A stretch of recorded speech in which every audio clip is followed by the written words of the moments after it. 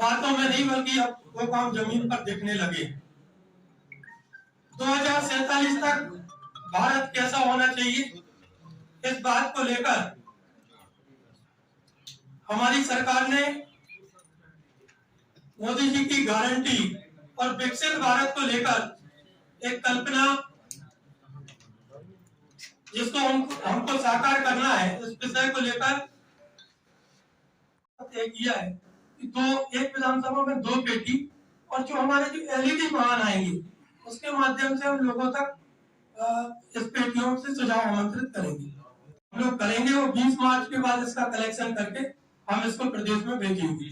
20 मार्च तक 6 पेटियां हैं, डॉक्टर है, वकील है, इंजीनियर है, कोई अच्छा कला का क्षेत्र में काम करने वाला है, कोई अच्छा लेखक है, कोई अच्छे पत्रकार है, सभी पत्रकार है, ऐसे सभी श्रेणियां हम गरीब के बीच में भी जाएंगे, लाभार्थियों के संपर्क के माध्यम से भी लोगों के घर घर जाएंगे।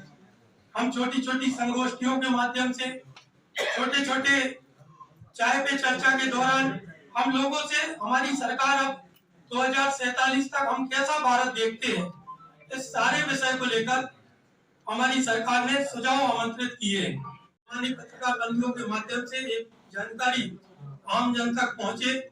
आप सब भी प्रबुद्ध हैं, आपके भी सुझाव सादर आमंत्रित है। हमारी सरकार लगातार 2014 से लेकर 24 तक विकास के काम कर रही है।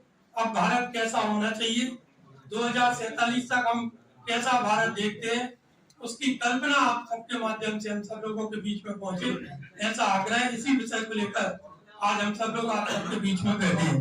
बहुत बहुत धन्यवाद। जय हिंद, जय भारत। पहुंचने का लक्ष्य लगभग 6,000 से अधिक पेटियां हम नीचे तक पहुंचाने वाले हैं। और अभी माननीय अध्यक्ष जी कह रहे थे 2 लोकसभा पर एक एलईडी वाहन आएंगे, उस एलईडी वाहन में भी ये पेटियां रखी जाएंगी और वो पेटियां नीचे नीचे तक जाएंगी और लोगों से सुझाव एकत्रित करेंगी। उन सुझाव को हम लोग जिला कार्यालय पर, लोकसभा के कार्यालय पर एकत्रित करेंगे और उन सुझाव को हम प्रदेश को भेजेंगे और प्रदेश की एक समिति उन सुझाव को केंद्र में भेजेगी और उन सारे विषयों को हम अपने घोषणा पत्र में शामिल करने का काम करेंगे।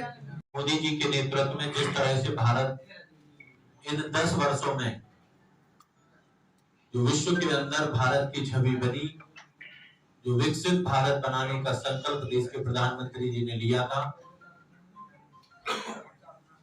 चाहे किसानों की बात करें, चाहे महिलाओं की बात करें, चाहे युवाओं की बात करें, इस देश में जो प्रगति इन 10 वर्षों में देश के प्रधानमंत्री जी के नेतृत्व में हुई है, निश्चित रूप से हम सबको भरोसा है कि आगे आने वाले समय में जब तीसरी बार सरकार भारतीय जनता पार्टी की बनेगी, प्रधानमंत्री आदरणीय नरेंद्र मोदी जी के नेतृत्व में, तो एक विकसित भारत का जो संकल्प है, भारत को विश्व गुरु बनाने का जो सपना हम सबका है, उसकी ओर अग्रसर हम आगे आने वाले 5 वर्षों में होंगे। हमारे संगठन ने जारी किया है 9090902024 9090902024। इस पर जब आप कॉल करेंगे तो मिस कॉल आपको देना है। 1 घंटे के बाद वो कॉल ऑटोमेटिक कट जाएगा। एक लिंक आपको प्राप्त होगी, उस लिंक के माध्यम से भी आमजन सीधा सुझाव माननीय मोदी जी तक भेज सकता है। ऐसे सारे सुझाव का जो गांव-गांव से आएंगे, नीचे से आएंगे, उनको हम जिला स्तर पर उसका एकत्रीकरण करेंगे। कोई सुझाव हो सकते हैं 5 लोगों का एक सुझाव हो, तो उसका हम एकत्रीकरण करके, उसको सरलीकरण करके उसको हम प्रदेश में भेजेंगे और प्रदेश की समिति उसको केंद्र में भेजेगी और उन सारे विषय को हम अपने घोषणा पत्र में शामिल करेंगे। जो 2047 में विकसित भारत कैसा हो, मोदी जी की गारंटी में जो हम काम अगली सरकार में कर सके, उन सारे विषयों को लेकर हम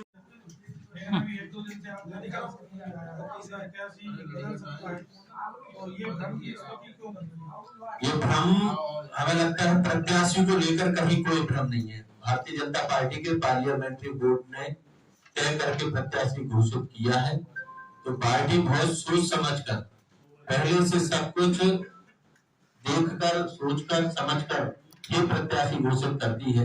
ये सब अफवाहें हैं, या अफवाह दूसरे दल के द्वारा फैलाई जा रही होंगी, लेकिन भारतीय जनता पार्टी में ऐसा कहीं कोई न चर्चा है न कोई विषय है। ऐसा क्या कारण रहा जब प्रत्याशी की स्वागत रैली निकली तो उसमें आप और विधायक जी के अलावा जो बड़े नेता हैं जो खुद टिकट मांग रहे थे, जबकि पहले से कार्यक्रम निर्धारित हो गया था, कोई भी दिखाई नहीं दिए, वर्तमान सांसद जी भी नहीं थे, इसी के कारण ये आशंकाएं व्यक्त की जा रही है। लेकिन इस सबसे टिकट का कोई संबंध नहीं है ना। भारतीय जनता पार्टी बहुत बड़ी है, तो संगठन स्तर में कोई चर्चा पार्टी में हम लोग थे ही, भाई साहब थे, शैलेंद्र थे, प्रदीप लारिया जी मकरोनिया में स्वागत कर रहे थे, भूपेन्द्र जी भाई साहब का स्वास्थ्य खराब था, उनका वायरल था, भार्गव जी बाहर थे, जिला पंचायत अध्यक्ष वही थे, गोविंद सिंह जी बाहर प्रवास पे थे, तो जो उपस्थित नहीं था वो एक अलग चीज है। लेकिन उसके बाद लता जी की सबसे मुलाकात भी हुई, और ये कहीं कोई भारतीय जनता पार्टी में, ये आप देखेंगे आगे आने वाले समय में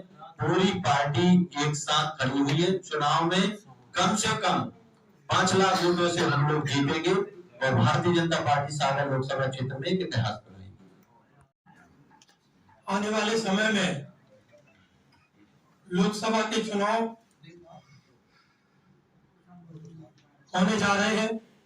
इसी तारतम्य में भारतीय जनता पार्टी का नेतृत्व का ऐसा आग्रह था कि हम सब चुनाव के पूर्व लगातार अपने काम और कार्यक्रम के माध्यम से आमजन और समाज के ऐसे प्रबुद्ध वर्ग के बीच में भी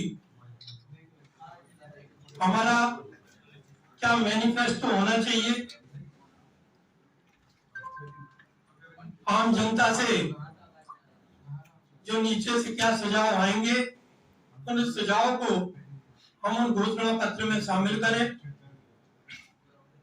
मुझे बताते हुए ये प्रसन्नता भी है कि पूर्व की सरकारों में जब हम सब चुनाव की बेला में होते थे तो सभी राजनीतिक दल के अपने अपने घोषणा पत्र जारी होते थे, लेकिन हमारी सरकार में जब 2014 में हम आमजन के बीच में पहुंचे और हमने लोगों से सुझाव लिए, तो हमारी सरकार ने उस पर बारीकी से अध्ययन करके उस पूरे घोषणा पत्र को अपने 5 साल के कार्यकाल में उस पर अमली जामा पहनाने का हमारी सरकार ने काम किया। जैसा कि माननीय अध्यक्ष जी भी बता रहे थे कि हमने 2014 से लेकर 2019 तक लगभग 90% के ऊपर जो घोषणा पत्र में काम थे हमने उनको पूरा करने का काम किया। ऐसे ही 2019 से 2024 तक हम जिन बातों को लेकर, घोषणा पत्र को लेकर सरकार में आए, हमने उन सारे काम को भी लगभग 95% उन सारे काम को भी करने का काम हमने किया है, हमारी सरकार ने किया है। जो हमारे लगातार जिन विषयों को लेकर भारतीय जनता पार्टी के कार्यकर्ता कई दशकों से, कई पीढ़ियां हमारी काम कर रही थी, उन सारे विषयों को माननीय नरेंद्र मोदी जी की 10 साल की सरकार में